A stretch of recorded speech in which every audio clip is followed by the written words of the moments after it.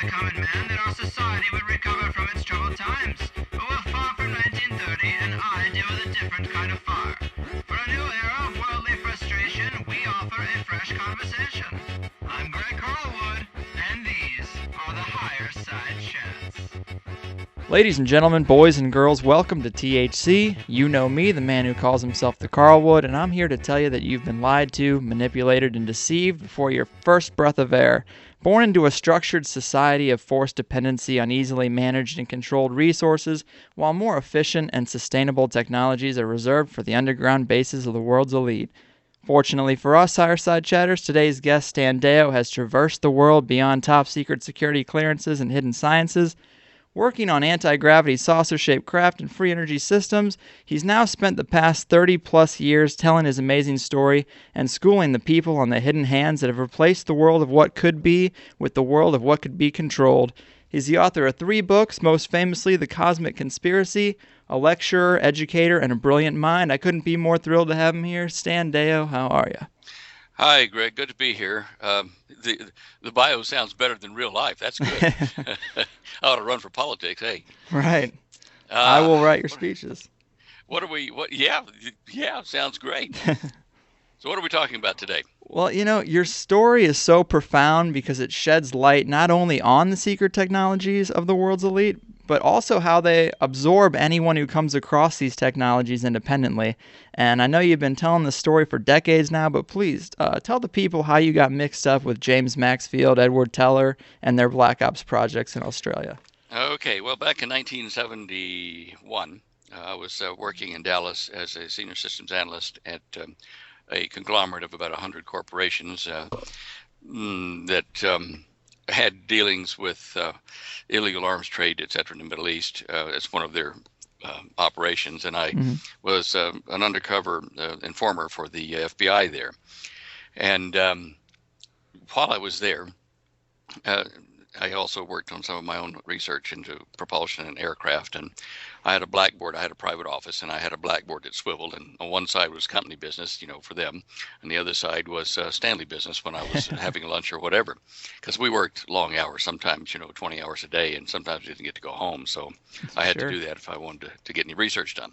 Anyway, I don't know whether someone peeked at the other side of my board when I wasn't there, but I was approached by a senior officer for one of our corporations when I was having coffee down in the canteen for the staff there in the building, and it would hold about 1,000 people, so it was a big canteen, and I was the only one down there because it was in between, coffee breaks or lunch breaks for the troops. I just went down to get a cup of coffee and be by myself for a minute, and this guy comes over and sits right in front of me. There's a lot of other tables you can imagine with 1,000 seating, right? And he comes over and sits right in front of me. I didn't know him from a bar of soap, and he introduces himself, and I said, I'm glad to meet you, and I'm thinking, oh, well, there goes my silent time.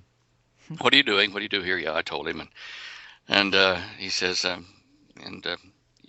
you doing anything, as a hobby? And I said, oh, yeah, I work on propulsion, alternate energy and stuff at home.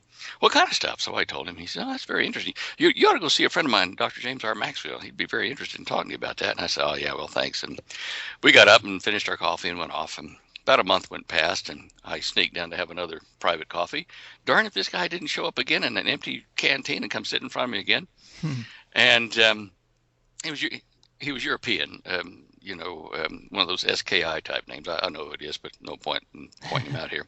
Sure. And he put his cigarette between his second and third fingers, like they smoke it in the movies with the spy movies. And he's talking to me over this smoke, and he says, you haven't been to see my friend, Dr. Maxfield? And I said, no, gee, sorry about that. I've been a bit busy. He says, well, you will go see him this afternoon, yes? I said, oh, well, he says, I have an appointment for you, 3 o'clock over here at this address on Lemon Avenue. You go now. I thought, oh, well, all right. And then I got thinking as I went upstairs, this guy only appears when I go down there. I mean, what, are they monitoring me or something? I mean, what is this? And right. I'd been working on a flying saucer design at home, and it was an electric flying saucer, but not anti-gravity per se. And I thought, well, maybe somebody knows what I'm fixing to do. I was going to file a patent on that. So I went to this Dr. Maxfield's office, his radiation research facility. and there were no cars in the parking lot, just all in this long building, and it didn't look like anybody was there, no sign of activity. And so I opened the front door. It's one of those creaky doors, like that. You look down this long, dark hallway, no sounds of life inside, and the only light you can see about halfway down coming through a window from the side. So I went in there very quietly, walking through up to that light to see what was going on here, getting really creeped out. And on the right side there was the receptionist desk, and there was no one there. And the light was coming from a window over her desk. And then all of a sudden she came out from a side room. She said, "Oh, hi." And I said, "Oh, hi. Look, I think I'm supposed to meet a Dr. Maxwell." "Oh, yes, Dr. Maxwell's waiting for you. Just wait here a second." She runs back into some double doors, back into the lab. And out he comes with his lab coat and cowboy boots and big cigar stuck in his beak. And he says, "Oh, howdy, boy. I'm Jim Maxwell. Oh, glad to meet you, sir. And come to my office." So we go in an office. And in this office, all around the sides of it are photographs of him and Dr. Edward Teller, and like when he went under the pole, they had a champagne ceremony for him, first time under the pole in the submarine, and all kinds of awards and diplomas stuff on the wall. And he said, "Sit down, boy." And I said, "Well, I don't know really why I was told to come here, but how can I help you?" And he says, "Well, why don't you tell me what you're doing at home in your lab?" And I said, "Oh, well," knowing that I was in the presence of a guy that's got that many degrees and a friend of Dr. Right. Teller's and security clearances out the wazoo, I thought, well, anything I say is going to sound stupid. But I said, "Well, look, I've been working at home on a way to make like a saucer-shaped craft, use charged air particles to accelerate it. Where I kind of combine the electromagnetism and electricity and gravitate." He said, "Look, don't beat around the bush. You're working on anti-gravity." I said, "I am?" "Well, okay, all right, yes." And he said, "Well, we're a little bit ahead of you. We've already got it." I said, "Oh, who's we?" "Dr. Teller's team and the rest of us, and we've got facilities all over the planet." And I thought, wow. So we want you to join us in our facility down in Australia. And without boring you to death with the rest of the details, it took several months and medical exams and people flying out from San Francisco from the Australian consulate to examine me and all that stuff. Mm-hmm. And they promoted me to electrical engineer, even though I didn't finish my degree. And I was immediately paid, and things were settled when my house, and everything was settled up. And my wife and I and the children, we had to go and tell no one where we were going. And at this time, I was starting to really get creeped out. And so we had flight reservations for a Sunday. About 10 days, about a week ahead of time. I decided to take the family and leave a week ahead of time, move the ticket exit date up so that if my plane was going to crash or burn, I wouldn't be on it, Mm-hmm. And we sneaked down to Australia, and then as soon as I hit Sydney Airport, where we landed first, it was in the wee hours of the morning. It was still dark and no one in the airport at that time. In those days, it wasn't a 24-hour airport. And we got out, and I was standing there, with bags in tow, and in the middle of this dark, actually, airport. And an airline captain came up and said, "Oh, hi, what you guys doing?" I said, "Oh, I'm waiting till sun up till we catch this flight down to Melbourne." And he said, "Oh, look, let me fly you on my flight. I can take you down and beat that." I said, "Well, can you do that and change my ticket across?" He said, "No problem." So when the lights came on, he did that, and it was another way to hide my trail, and I jumped that plane and went down to Melbourne. Eventually, I met my control agent down there, Captain Sir John Williams, and they had me write a paper for the Aeronautical Research Labs down there in Melbourne on my plasma propulsion system. And I came to find out within the group that they didn't really like Jewish people, and they hadn't researched that my father was Jewish, and so I didn't bother to tell them. But they were definitely anti that, and they didn't want me to make certain things public, like our alternate energy thing, which is similar to the one that Dr. Morey developed in Utah in the 30s, and similar to the one that Ayn Rand wrote about in Atlas Shrugged. But anyway, they told me that I couldn't talk about those things, even though they weren't to do with propulsion. They were things they already had, and they didn't want the public at large to know about these things. And I really couldn't see a reason to keep some of this technology secret as far as propulsion, as power, from countries that needed to pump water to survive, for the villages and stuff that were poor. And they said I didn't understand that, the way they had it planned, there were going to be hundreds of millions of people that will die by natural attrition, by dehydration and starvation, and that they wanted that way to reduce the population. That was the time I got my first awakening to the fact that the powers that be, whoever they are, uh, really were planning on culling a lot of the human race. Mm-hmm. That's when they knew I disagreed, and they put all my files together, all the stuff that wasn't terribly well. Some of it was classified, but anyway, they put it in a box, put it at my front door, and their driver there told me, "You're on your own now. We disavow any knowledge of you. You're out." And they then made it known that through another one of their operatives there that they wanted to put me at the bottom of a mine shaft, kind of permanently. Hmm. And so I got wind of it early enough to organize an escape, and left Melbourne, went bush, and in Australia that's a big place, bush. About 85% of the country is bush. It took me several months, probably 6 months, to make it clear across the country to the other side, to Perth. And there, under the protection of what they called ASIO, the Australian Security Intelligence Organization, I was able to stay and not be harassed by those that were chasing me. I did manage to elude one agent from our government that was sent to kill me in the desert, and he let me go when he caught me. But anyway, all those things led up to me eventually writing a book, The Cosmic Conspiracy, to expose what was going on. And since I was protected there in Perth, it allowed me to do television, radio, and documentaries, which most of them are filmed there, some in Europe, and parts of it in the United States. So they couldn't really disappear my presence without kind of raising, more attention to their problems. Mm-hmm. In the late 70s, I learned from other members of the group that had since left the group, retired or whatever, that somebody had moved in on the group, and our base is underground and under the pole, and had taken over our technologies and kicked us out, kicked us being the humans.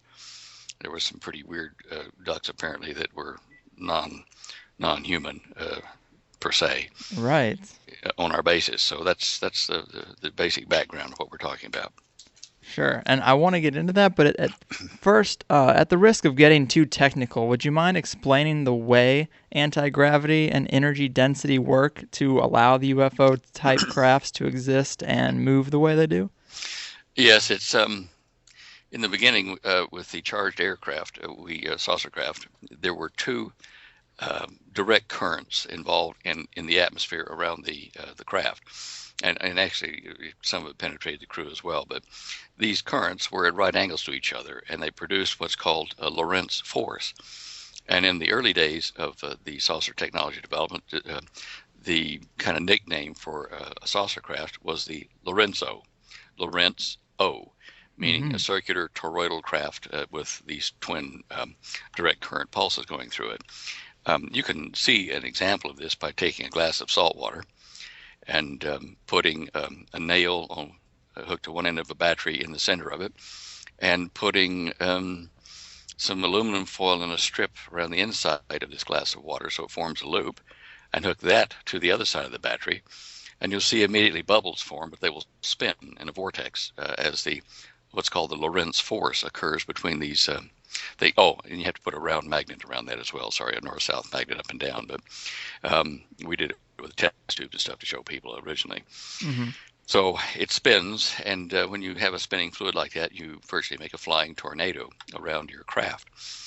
You can extend this into a pulsed field of high voltage without using the ionized air. You can actually do it through the crew, through their body, through the atoms of the craft, and in the air around you. And when you pump that field up, it generates an invisible stacking field that's like a spinning donut with a vortex or a tornado in the center of it that recycles around the craft. Mm-hmm. And that acts against gravity and gives you an altitude. Then if you deform that field with other fields impressed upon it, it will make you go left or right or backwards or forwards, anything you're going to do direction-wise, by controlling both the density or the strength, let's say, of the field that's spinning, and the impressed directional fields. You can raise, lower, and go in any direction you want. Those kind of craft will work in space without an atmosphere and go interstellar or interplanetary. Mm-hmm. Is that kind of enough. You want more. Yeah, well, one thing I've heard you describe that was just super interesting to me is the way a UFO, to us, it looks like it's making a super sudden, high speed, 90-degree turn in midair. But inside the craft, to them, that probably takes 10 minutes. They have time to prepare, secure their notebooks, take a seat. And turn the corner after they've drunk their tea and had a game of cards. Right, so this technology also affects time. It does. You can't cheat the physics of the universe that we understand anyway. If you're going to turn a corner at 20,000 miles an hour under normal physics and time, what would happen is you'd crunch up your ship. Your ship would break up from the inertial stresses, and your crew, of course, would die. Right. You're looking at G forces, above 15 Gs. You'd weigh like 15 times your normal weight. You just squash up against the wall. Mm-hmm. How did they do this? Well, they found that when they pumped up this field with energy, the field would go out away from the ship, maybe 800 feet in diameter, and some of them 400 feet in the smaller ones. And that if they let that energy pump up, it also pumped up the atoms of the crew and the craft itself. It increased the energy of spin in those atoms so that everything was uniformly raised in its energy level. Now, it's a bit like helium atoms compared to normal atmosphere. The helium atoms will rise to the top, whatever, but helium atoms dart around very quickly. Now, the atoms of the people, the crew, and the craft itself are traveling along, let's say, at 20,000 miles an hour. You're going to turn a corner. Well, to change the corner, normally what you do is you take advantage of the fact that you're going to go around that corner at 20,000 miles per hour time unit. And we found that if you took that time unit and amortized it by letting the energy density of the crew's atoms become more dense, happen is time would slow for them inside the field. You get ready to make a turn, you charge them up, you make sure everything is all equal density, then you change the direction of the craft. Well, inside the craft, as you go around that corner, it'll look like you were saying, 5 to 10 minute break. We're going to turn a corner, and okay, everything will slide one way with about 1 G toward a wall or whatever, and you're sitting in your chair and you have your cup of tea and whatever. Right. And as you finish the turn, then you don't need to have that energy density. They release it in a burst of energy, which becomes like a flash of light. So people will see these things go dart here, dart there, and quite frequently see that burst of light in the visible spectrum as they throw off the energy they don't need anymore. But they have amortized. They've amortized over that 10-minute period the change in direction. And so by doing that, instead of being 20 Gs, let's say, in one fraction of a second, it's amortized over many seconds. And so the G forces are then much more acceptable to everybody on board and the craft itself. While you're down on the ground, of course, as it turns that corner, it's in the blink of an eye and it's gone. But that's how it happens. And so, in essence, the craft of the crew, the more of these turns they make, they age more than their twin brother would on the Earth, because every time they go into that dilated time, they are still aging and their bodies are aging. And when they come back to normal time, they've lost, let's say 10 minutes in that turn. They've aged that, whereas their twin hasn't on the Earth. Yeah, that's just fascinating to me. I think that's super interesting, and the fact that it was worked on in the 1970s and even earlier probably is just insane. But I know you saw a lot of various technologies with your work in Teller's group, but if those technologies you saw in the 70s were fully rolled out to society, what would be the implications and the practical applications of some of these technologies? Boy, well, for one thing, if people had alternate energy, like the little thermionic boxes or the antenna boxes, we wouldn't have the control over the planet by the existing power structures in petroleum and coal and nuclear. It would be virtually everybody could have their own home power unit, which vastly change the control of people across the planet, because as long as they've got power at their house, independent of any network or government, people don't really have to participate in the overall government of a country or world.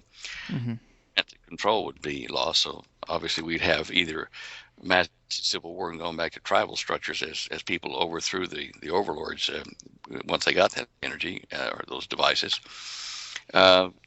Transportation would have been vastly different.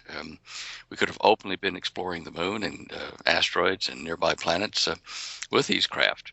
We could have taken a lot of the production of things that are producing toxins here and done it in the moon, for instance, and come back to Earth and not, have pollution here. You can have doorways in solid metal or solid walls that aren't there, and yet you turn on a field which activates a pattern around that portion of the wall you want to go through, and it polarizes the atoms of yourself and whatever you're wearing or carrying, so that they form a matrix, and so does the wall, and it allows your matrix to slip through that matrix without touching, because the average distance between atoms is like you could squash it down 1,600 times before the atoms would touch, although you don't realize that, but that's what it is. So it's a matter of making a matrix out of your body atoms and matching to a matrix in the substance you're going to go through, and then just pass through it. You can also, like in a saucer craft with a metal hull, you can put your twin pattern strips in the shape of a door on the inside of the craft, and it's solid metal, right? Mm-hmm. And in these two strips, there's a zone that you can produce a particular kind of pulse frequency that will allow the atoms to separate. One atom separate from the other without cutting a hole. You don't lose any material. It's a lossless cut, and you fire this up, and it cuts a doorway out of the metal, out of a solid metal wall. And if you have a spring-loaded or hydraulic system attached to that portion of the wall and back around where the door would appear, you can then spring-load that door, put it out, and you walk through it because it's now not connected to the ship's wall. And you go out, do your business, come back, and then you close it to where the cutout piece of metal is lined up with the wall again, and change the frequency 1.5 cycle, and everything works, reconnects all the atoms. Repairs. Wow. You've got a solid wall. And these are things that are like science fiction writers have talked about for a long time. But some of that kind of technology would definitely change the way the world is today. We could produce food day and night in smaller areas, and we could produce it in hydroponic systems and things like that so that we don't have pollutants in it.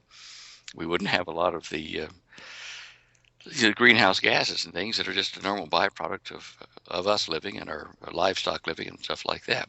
Genetic engineering, another thing that's moved way beyond where we are in the public sector, where you can engineer away diseases and genetic defects in people. So, there's a lot of technology that's gone way beyond what we knew about at the time, but that's some of it. Yeah, that's frustrating, It's really frustrating that such a positive thing would be kept under wraps. But outside of your personal experience, can you give us a bit of history about this group you were involved with, their agendas at the time? Like, they operate above governments, I'd assume? And then I guess the events surrounding the loss of control of some of these facilities.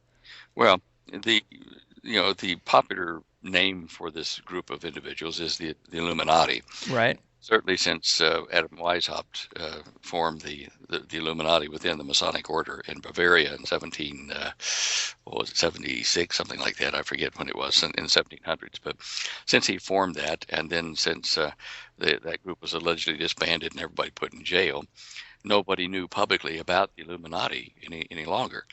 But what we have is in the Western world a group of super powerful, rich families who have a lot of money and hence power, control the flow of energy to the people, like oil and gasoline, natural gas and that kind of stuff, and coal. Mm-hmm. These people at the top do talk to each other in their directorships of these large corporations and family trusts. They sit, cross directorships sit on somebody else's trust and back and forth, and they pass information back and forth that way in these meetings. Now, the group that Dr. Teller was working with, they were a multinational group. The Chinese weren't exactly a part of it, and neither were many of the Arab Islamic countries. Teller's group were like the Judeo-Christian Western thing, and more Christian than the Judeo side of it. Mm-hmm.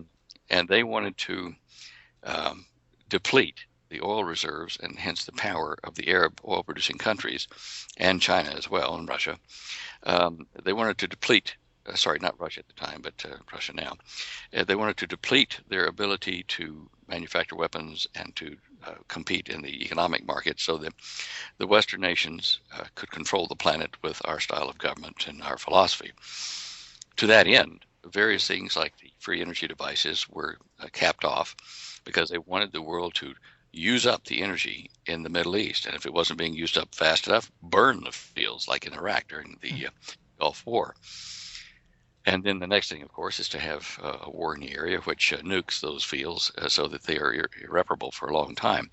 And it's hard to spin sand so that they would weaken the Islamic nations or in the Middle East, particularly the OPEC countries. This government, or this association under the government of the world planners, included people from Russia like Dr. Andrei Sakharov, but the Russian government put him under house arrest when they found out he was involved in this group. Mm-hmm. Dr. Teller in our country, we had another fellow in England and one in Canada, New Zealand, Australia. Most of the major countries in the West had representatives on their directorship, and they were either engineers or industrialists and some bankers. So all of these worked together in concert toward this one world government under the Western style. And the hundreds of millions of people that they were going to eliminate were primarily in Asia, not so much so in the United States. Well, at least at that time anyway. Right.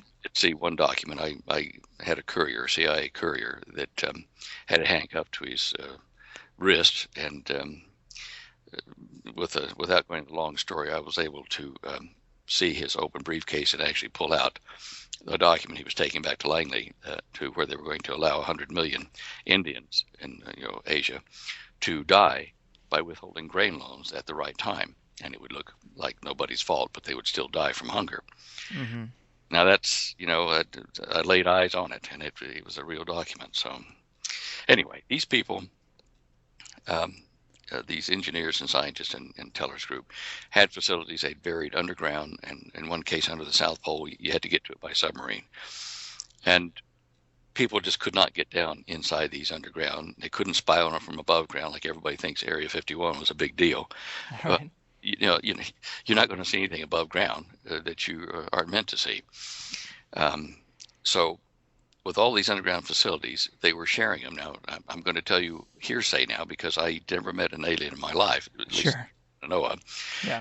They told me that we had joint facilities with these alien critters underground, and we're jointly developing technologies in exchange for the alien critters to do tests on human beings and that kind of stuff, which gets into a whole other discussion. But in the late 70s, Teller's group all across the planet lost control of their facilities, these underground bases.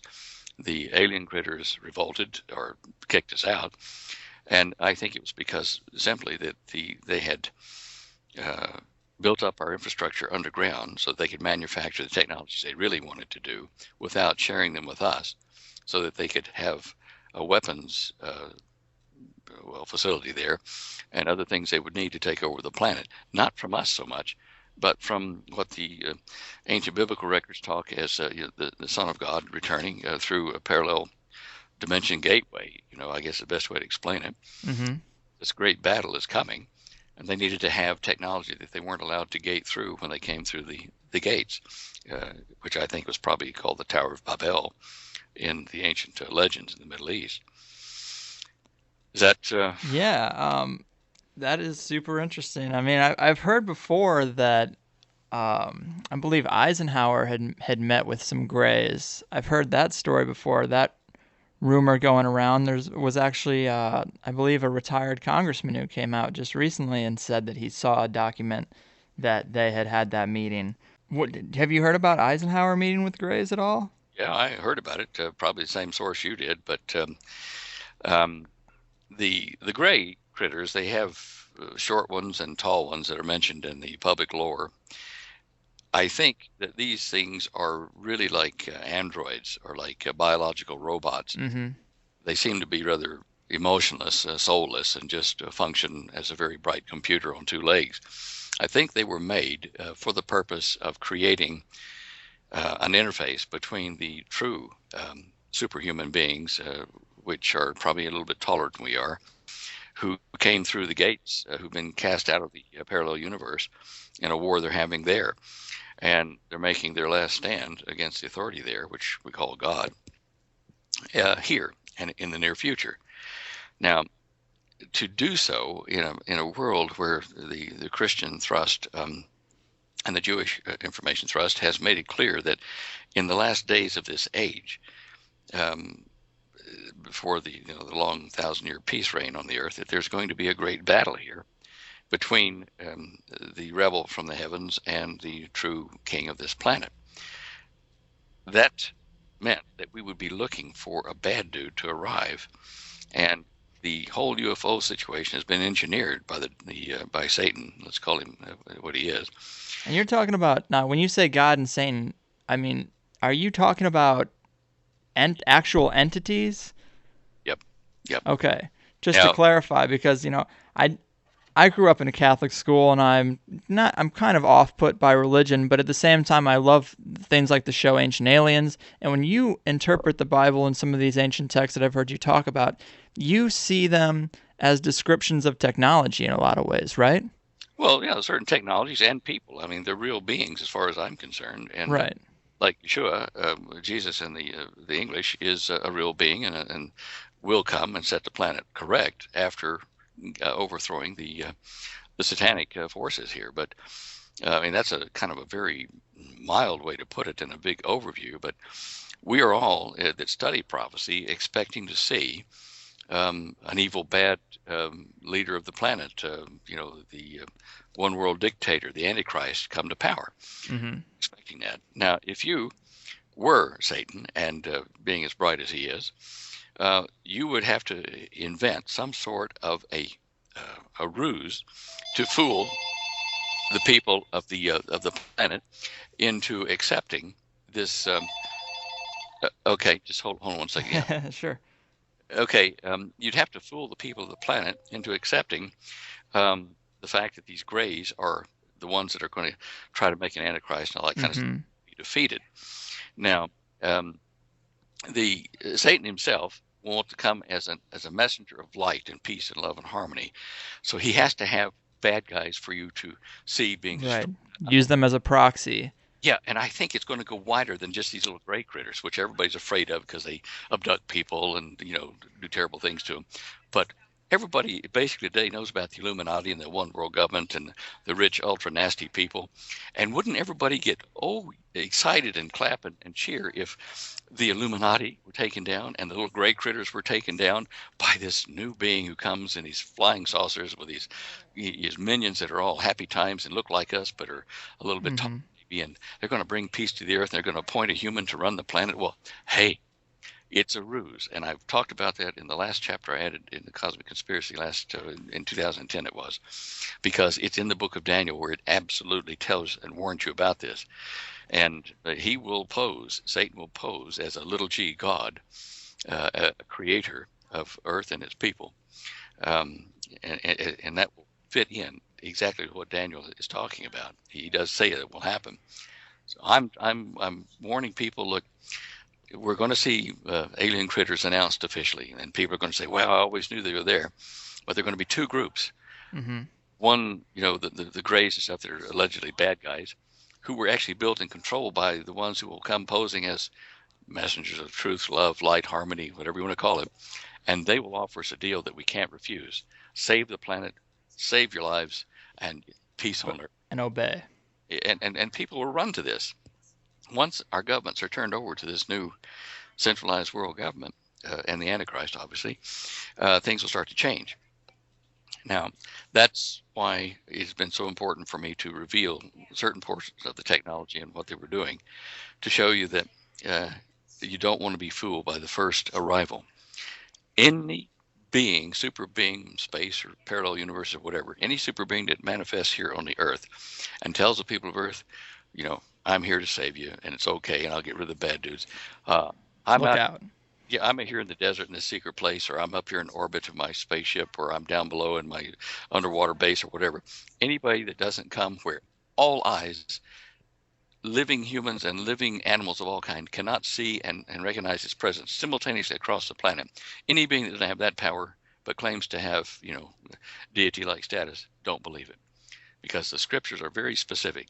When the true king of this planet returns, he will be seen by all eyes at once, and there will be no going to this secret place or that one to see him. He will be out in the open for everyone. So those who hide away and try to rule indirectly from these dark places are be the deceptors, and that's kind of the most important thing that I have to tell people. And you've picked a good question for me to answer. Well, we are less than 2 months away from a time that has been prophesized for forever as being super important. I mean, we're facing economic problems at a scale we haven't seen in forever. I always hear about earth changes in the magnetic field, as well as just natural disasters. I mean, is this all related in your eyes? Well, to start with, I think you may be referencing some of the 2012 Mayan calendar stuff, and I don't think that is really an issue. We have other problems that are happening in the solar system and on Earth that are independent of such things. I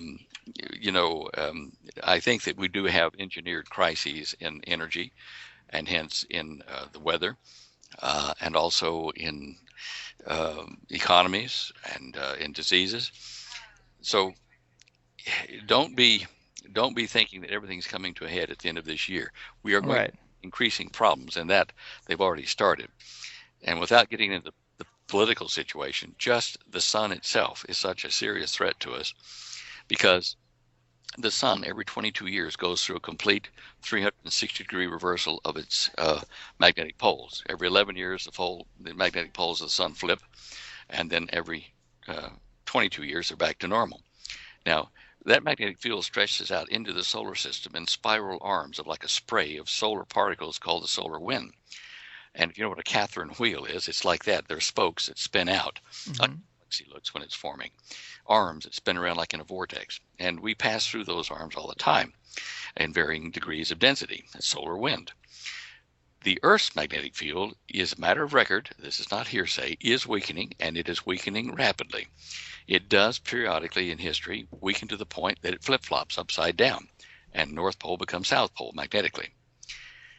When that solar wind comes out from the sun, it has a proton, positive charge.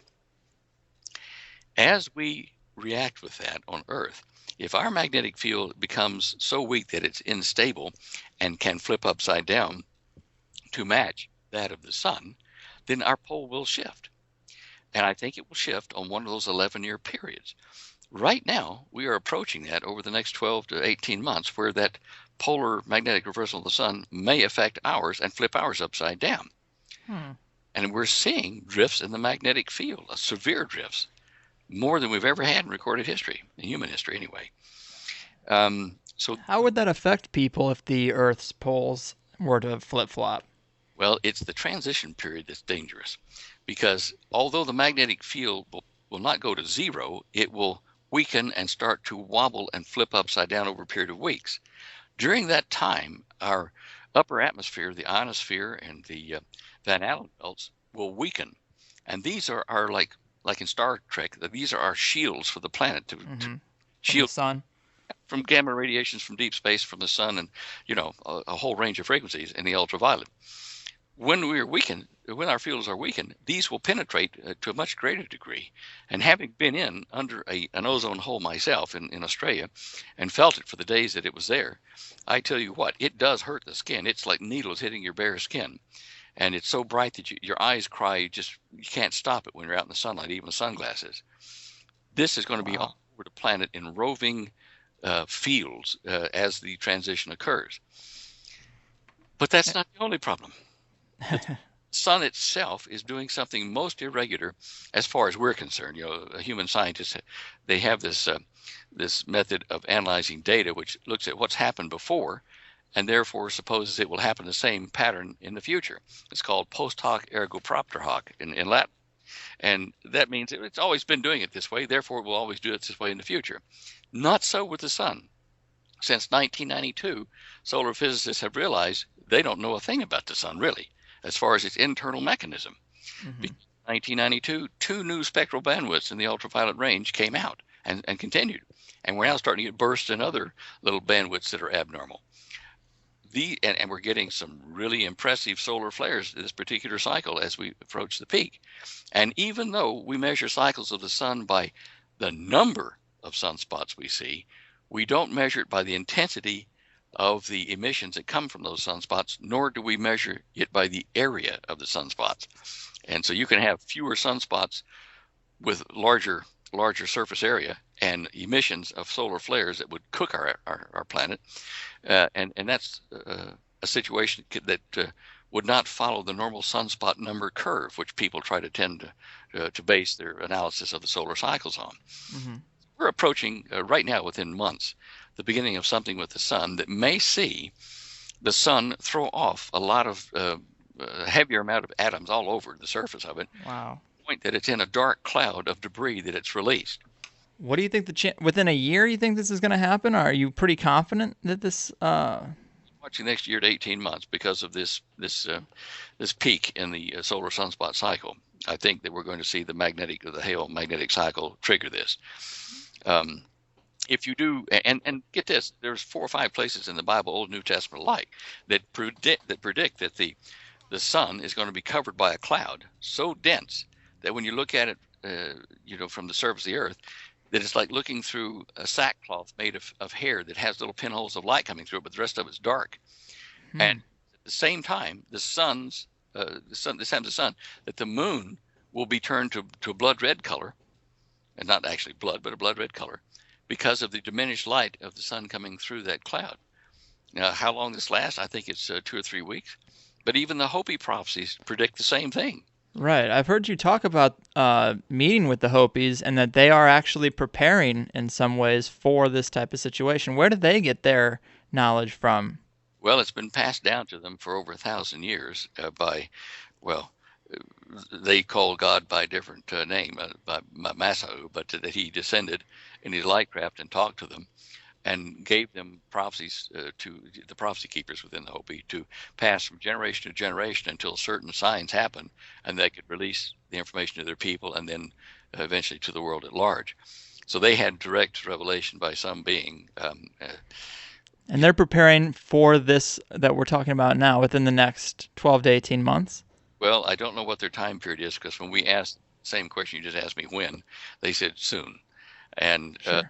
We joke about it, Hopi soon, but they think they'll be underground for maybe 2 to 3 weeks, and it will be very hot on the surface of the planet, burning trees and grass. Now, let me also say that not all of the Hopi do this. The Hopi have a large percentage of Christian Hopi versus traditional Hopi who they differ on the interpretation of prophecy. So when you say the Hopi are doing it, some of the Hopi are, some are not. And let me just draw that line so we don't get in trouble. But they have been building underground, like kivas, like mud igloos, to weather the heat, and putting away beans and corn stored in wood ash so that they will preserve for up to 30 years. And water. Anyway, water is very precious there in the desert where they are anyhow. So. Wow. Going to happen. We're definitely seeing in the immediate future something is going to happen in a lot of areas, and the sun is going to be the main driver for the weather or climate events. Well, in the Cosmic Conspiracy, you actually mentioned weather weapons. Do you think these are in use today? Yes. Since the mid-'70s, the United States and Russia, for instance, have openly talked about signing treaties to limit the extent of weather warfare. And in those days, weather warfare could be something as simple as spreading coal dust over Siberia from the air to make the snow melt earlier and change the weather patterns over Alaska and the northwestern United States as a result of it. Those were early attempts, and those were specifically mentioned into weather alteration and seeding of clouds and that kind of stuff by Martin.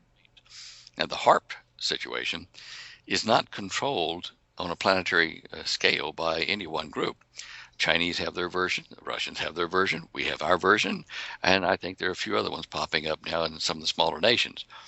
The problem is that even with just 3, Russia, China, and the United States having these technologies, and not just one HARP transmitter, but several per country, when you start to manipulate the upper ionosphere to heat it and to cause various lightning strikes and storms in other places, if all of you are trying to do something at the same time, the results become unpredictable because they will interact with each other, using the same upper ionosphere to transmit your signals.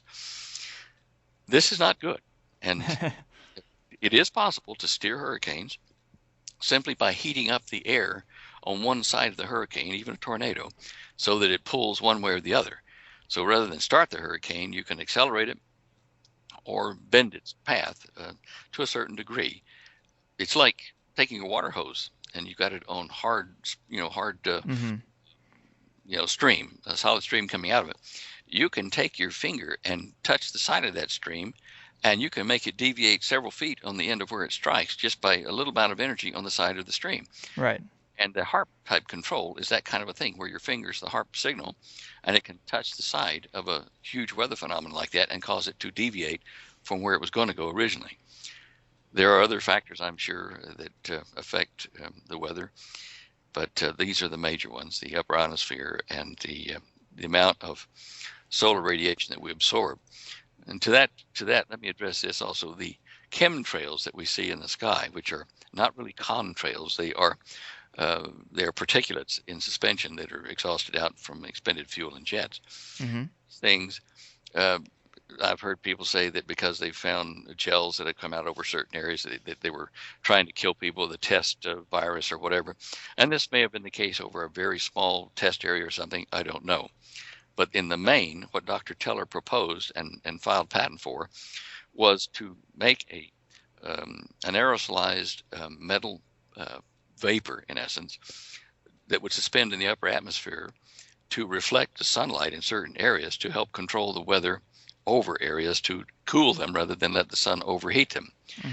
This was the original intent, but there have been other intents in that when these artificial clouds cover an area, especially with metallic vapor in them, it's hard for satellites to penetrate it to see what your troop and equipment movements are when you don't want it to be known. So there are a number of pluses in the chemtrails, but they are definitely not normal, and they are primarily applied to weather control. Sure. Well, as far as you know, are there any clear or distinct differences between man-made and natural weather events? Because you hear there are some people who think every single natural disaster is the result of a covert battle between countries.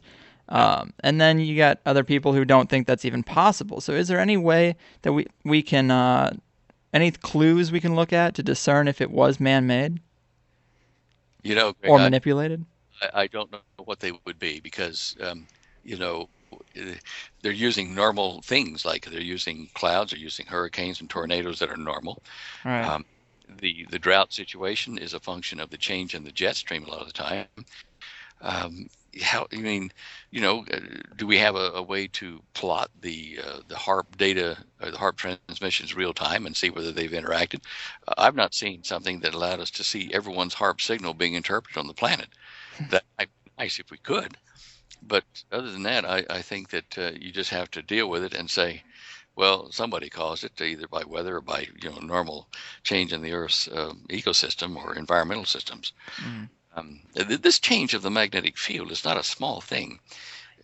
Look, in 2005 and 4 and 3, I was tracking solar flares and stuff like that and how they affected the Earth and its magnetic field and its charges, and as part of my research into how we could predict earthquakes. And on 3 occasions, I found we had a large Earth-directed solar flare occur, and when it hit the Earth, it produced an energetic ball of heat inside the planet. It bounced up, in one case, over 600 miles in diameter in the Northwest Pacific, just south of the Russian peninsula there and north of the Japanese islands. And it was there for 24 hours, then it disappeared, and it reappeared in a smaller form over in the South Atlantic as it bounced around inside of our field. So the sun itself affects the temperature of our oceans and our magnetic field.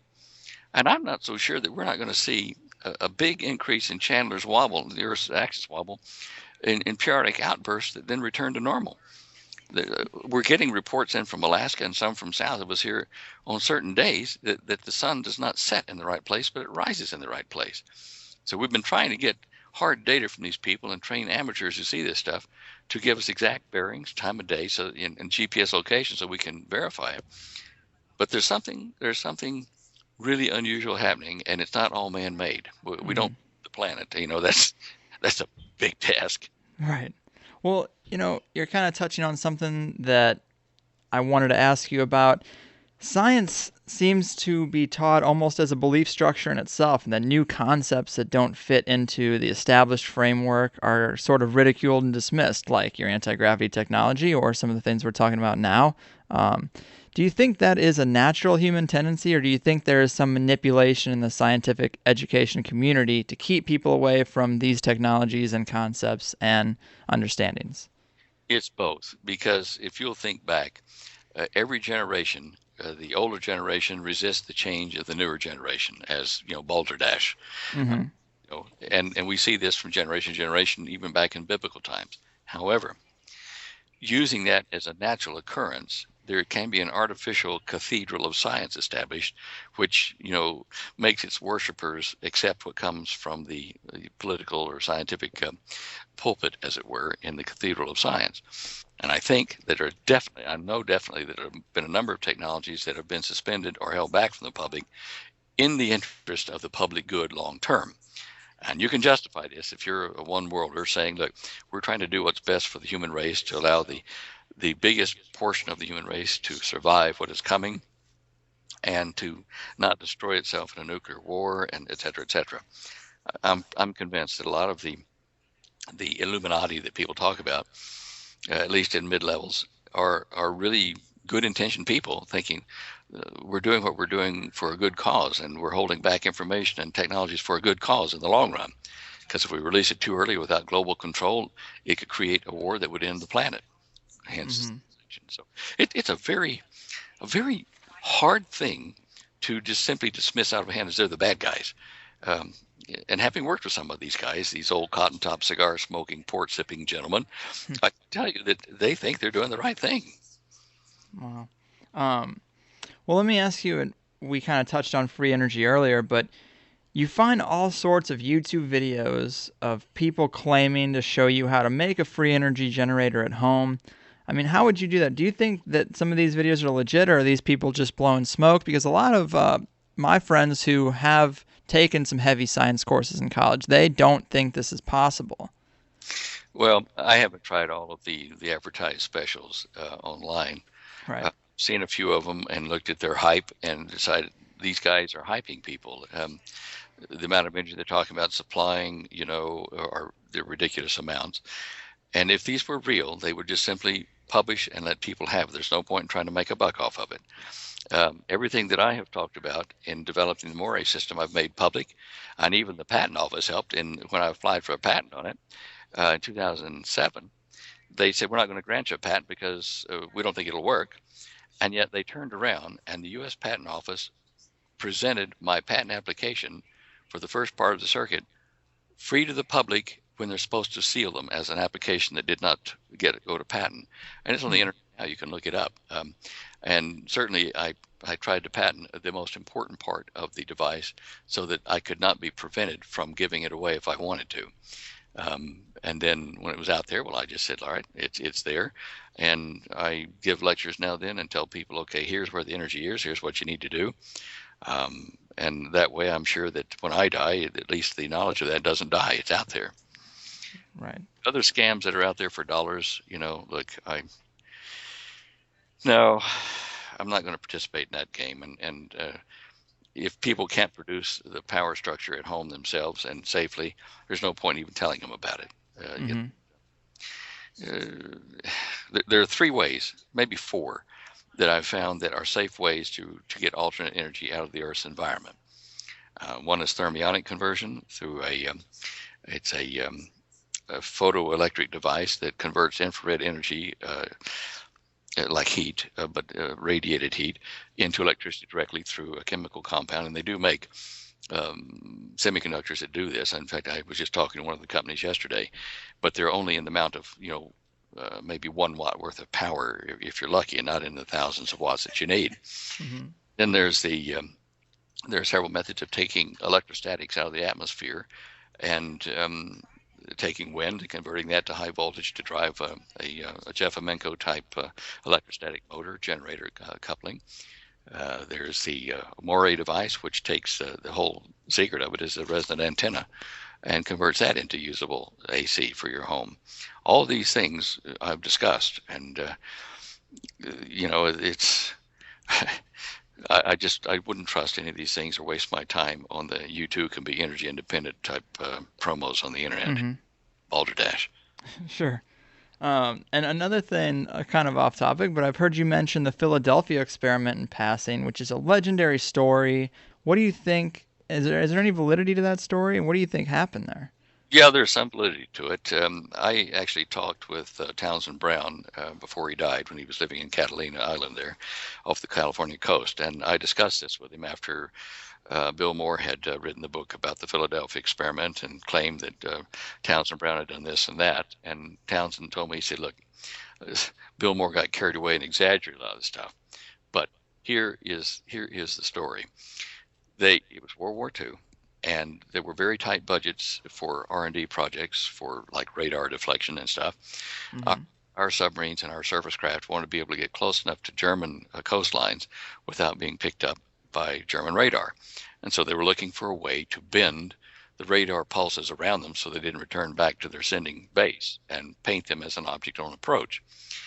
Now, the millions and millions of dollars that were going into the Manhattan Project took money out of some of the more exotic experiments that people wanted to do, in particular the Philadelphia experiment, which was meant to build a field around a ship so that it could deflect radar signals. So the researchers looked for a way to convert an existing technology that was already built somewhere and convert that to a field that would deflect these electromagnetic signals. They found that by converting a minesweeper, like the Eldridge class, that it already had coils wrapped in all 3 axes around the ship so that they could control the magnetic signature of the ship in waters that were potentially populated by magnetic mines. They could control the magnetic signature of that ship so it looked like normal water and it wasn't a magnetic hull passing near the mines, which would cause them to detonate. The researchers realized they could take those field coils, modify the direct currents that that was supplied to them by the generators below decks, and they could generate a field that would wrap around itself and stack up like the layers of an onion, and over a period of a few minutes would become a very strong field that would spin the electromagnetic radiation that hit it around to where it wouldn't come back to the sending source. Now, electromagnetic radiation is visible in the light range to our eyes. The radar is visible only to equipment picking it up. They didn't think about this field bending visible light as well. And when they did fire it up, it did just like we're talking about with the saucer craft. It dilated the time inside the craft or the field on the Eldridge. People were moving around at normal speeds to them, while outside everything else seemed to freeze. If you looked over the deck toward the water would be moving around the bow, but a few hundred feet out, it wasn't moving at all. Only within the field were things moving. And it was like a dilated time when you turn a corner at high speed. And that's why they got that strange report of the Eldridge appearing 2 minutes after it disappeared out on the test area, back at its base there at Norfolk, and a glowing light bulb in reverse, and then it got the glowing field stopped, and as the guard was looking at it, he noted the time, and it was 2 minutes after they had disappeared, offshore later they found, and men were running around on the deck like ants in a hurry, and that's because they were still in accelerated time. On board, the crew realized they were in trouble because parts of it, as they were shutting the field off, were stuck in the metal, and one guy burned, another guy went into extreme slow motion as the field, started to dissipate there. So they turned the field back on and chugged back out to the test area to try to figure out what would happen out there if they went back to the same place and turned the field off. That's more to the truth of the Philadelphia experiment. It was an accident, and wow. Yeah. Well, I mean, if they had these technologies decades ago, I know you're not directly involved anymore, but where do you think these things have gotten in 2012? Can you even speculate? Oh, it'd be hard because, I mean, look at what we've done publicly since the invention of the horseless carriage. We've, in less than 100 years, gone to the moon and back, and built atomic power and bombs. And you know, if you're talking about this kind of technology over 50 years privately, Lord only knows what they've got. Right. Well, when you see a UFO, if someone sees a UFO today, what percentage of those would you speculate are piloted by aliens versus humans? Do we still have that technology, or has it been stripped from us, in your opinion? I think we may still have some. I saw one a couple years back. I was up in Colorado Springs for lunch, and I did see a small silver ball up overhead, a bright one, dart in toward NORAD into the clouds, and it was definitely not one of your normal aircraft at the speed it moved. I think that was probably one of ours. But as far as anything serious to threaten the quote unquote alien presence, I think our options are limited because the following ones, the aliens' ability to detect what we're doing is so advanced that I don't think we can keep secrets from anybody in that group. I mean, even with just a simple Moray type device with a standing wave field, Dr. Moray in 1935 could fire up his antenna over his house and his device and tune it a certain way, and he could hear people talking 5 miles away.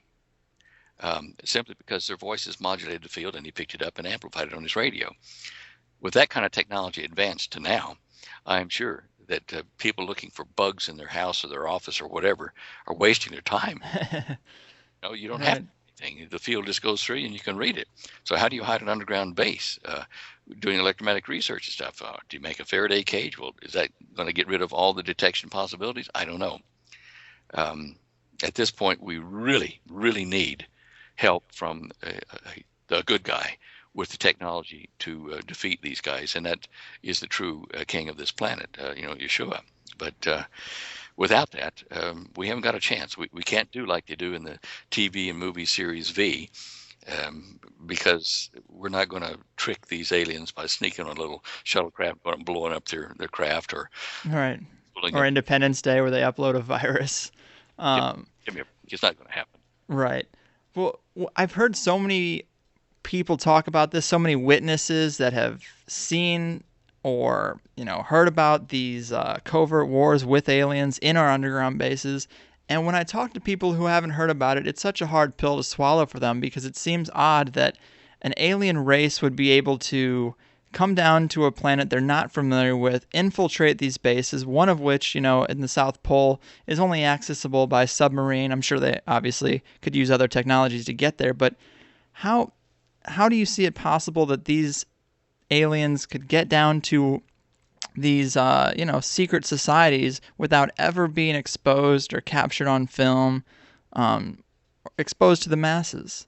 Oh, I'm sure there have been proper leaks and photos and reports that went to the masses, but have been thoroughly discredited in the post-event operations in the news and whatever, and with disappearing. The super beings that we're talking about are not just from some local planet or some nearby galaxy or whatever. These are beings from a parallel universe. It is Einstein postulated mathematically and openly in philosophical discussions. The Babel, the Tower of Babel, which is Bab-El, Bab meaning doorway and El meaning God, was a doorway to the gods, just like in Stargate, except it wasn't going to a faraway system. It was going to a parallel universe. Now that allowed these beings who are having a war in their universe to resolve the war in a virtual reality created here on Earth when mankind was created. And it was for control and the structure of control and where they come from. These are evident in the Asian records and the Middle Eastern records from the ancient days. The gods, little g gods, fighting each other with super powerful weapons over the Earth. And this is really a courtroom here. And there are violations of courtroom procedure that have occurred apparently over the ages.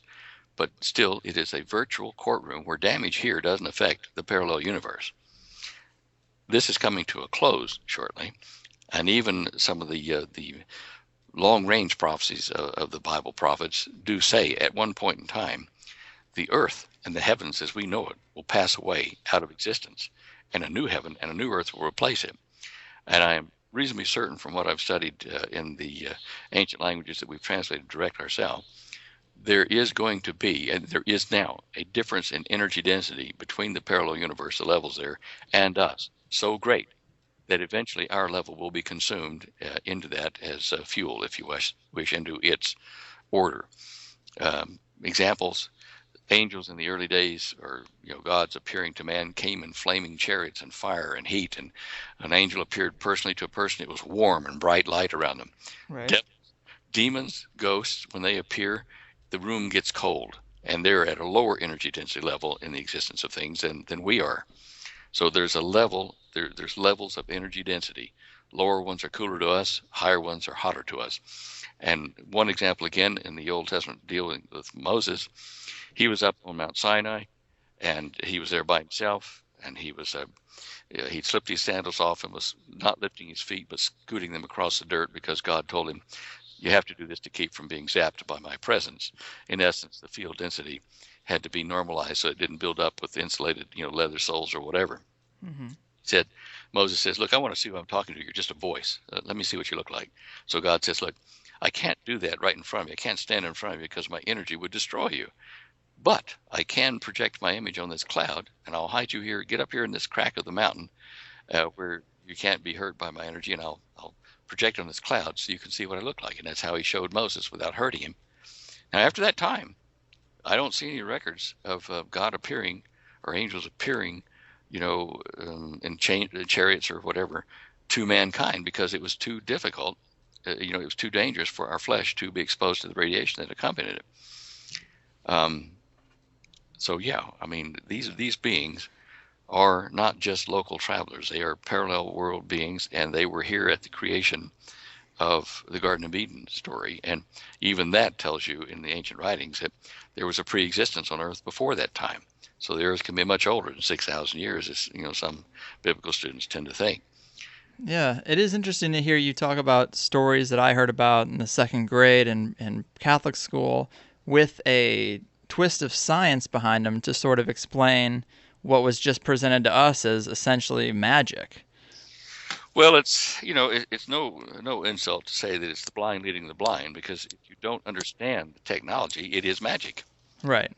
If you're not a magician, or even understanding magician's tricks, how can you explain it to anybody? You don't understand it yourself. We're fortunate to be in this time and have access to the knowledge, if we just use it, to properly understand what they were trying to explain to us in their own crude ways thousands of years ago. Yeah. Well, let me ask you this. We're kind of getting down to the end of it, but what do you think the next 5 years look like? You kind of touched on it, that, the Hopi are preparing for increased heat on the planet. Are we going to, and this covert war is coming to a close, and within 5 years, do you think it'll be possible for anyone on the planet to deny the existence of some multidimensional or extraterrestrial beings? No, it won't be possible. I think that they'd have to be, in a comatose state to not accept it. You think this is going to go widespread within, fairly soon? Yeah, it has to. And when it does, people will be faced with choosing the right side. And the dark guys, or the bad dudes that don't have our best interest at heart, are going to let me just put that. The idea will be to choose between the good guys and the bad guys. If you don't know the good guys are coming, then you're at a loss, because you'll follow the first super being race or whatever that appears and says, we were at the crucifixion, we're really the good guys, and trust us. I can see that coming to the forefront, where people will just be absolutely stunned by the revelation of their existence in the next 5 years or so. In addition, we've got political problems here in the United States, in that no matter who wins this election, it's so close and tempers are so frayed that we're going to see civil disorder as a result of that. Mm-hmm. And this means that martial law will probably be attempted to be put in place. The Hopi also told me that it was going to happen, in that there was going to be a terrible, multifaceted civil war in the United States among the non-people, the non-Indian indigenous people. And the civil war would destroy many people. but there would be survivor groups from that would migrate down to the Hopi and where the Navajo and the Hopi are, to join with them to form a new tribe, which would then move up into the Four Corners into Colorado. So they're expecting the same thing, and when you ask them, it's soon, Hopi soon.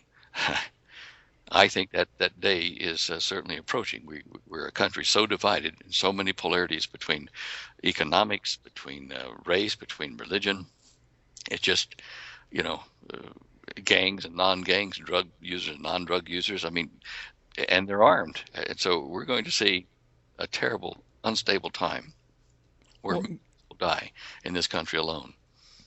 Given that we do have, the age-old argument about do we have free will, or are we shackled to prophecies, what's the mechanism behind these situations that are allowing them to manifest in such detail as you just described with the Hopi? Well, all I can say is that there must be a being who can, or group of beings, depending on your viewpoint, they can look forward in time. And we can do that now in a crude way with our computers and put data into it and forecast what will happen, but not to the degree that we could forecast thousands of years of human potential interactions and come up with an answer. But I'm sure that left for 10,000 years of development, we would probably come up with a super artificial intelligence that could analyze data and say this is what's going to happen, and could project decisions and genetic reactions, that kind of stuff, to the point that we don't even know exists at this time. And that would allow you to see future events and to tell people in this time about it. There may be another way to just simply look ahead in causal effects in our universe from one up above it, in energy, and you can actually see events without having to make a computer to do it or anything, and can then report it to beings in our time to get ready for it. And even the reporting of the events affects future events. So it's a very interesting time paradox type situation. But when you see things happen that have been prophesied for so long, then you know that there's some mechanism that allows a being, an intelligence, God, creator, to tell you what's going to happen and to not be in error. No matter what you do, it will happen this way. And that's including your reactions to the alleged prophecies or situations around you. All that's been taken into account. It is a fascinating mystery. That pretty much does it for my line of questioning, Stan. It's been a real honor, a real educational talk, and I hope we can have you on again soon in the future. Your website, which is always full of interesting stuff, is standeyo.com. Is there anything else you'd like to tell us about that you're working on, or? Well, I am working on that energy situation to try to get it to a workable stage for people so that I can tell how many feet of this wire and that thing that you need. And at present, I'm working on a way to make a high voltage diode without depending on, high tech manufacturing. So other than that, that keeps me busy. Sure. And so does the phone, Greg. Well, I'll let you go. I know you have other interviews to do, other things to get a hold of. So thanks again. A real honor. Appreciate it, Stan. Thank you, Greg. That about does it, Higherside Chatters. I hope you enjoyed Stan Deyo's company. Check out his website, standeyo.com. If you got the time and want to hear more about the technology, check out the Secret Technologies of the New World Order on YouTube, I think is what it's called. Awesome stuff. Here's another track, a dominant song, a revolution rap by Rev Delic again this week. This one's called The 99. Remember to support the Higherside Chats through conspiratees.net for all your conspiracy clothing needs, and keep your pimp hands strong. We are the 99%. Sick of people telling us that's just the way it is. Turn the negative to positive, the cool to uncool. Re-educate your schools and make these rulers unrule. They use you like a tool and only tools get used. Only fools get fooled, but I know that's not the truth. Time to wake up the youth and get my message out the booth. You've been flying in the wrong direction, your weapon's been misused. You can criticize my views from what they tell you on the news, but they spit it for the green and I'm just singing you the blues. And these are who streets? Our streets. Read the picket signs. In these revolutionary times, we are the 99. We are the 99. We are the 99. The 99.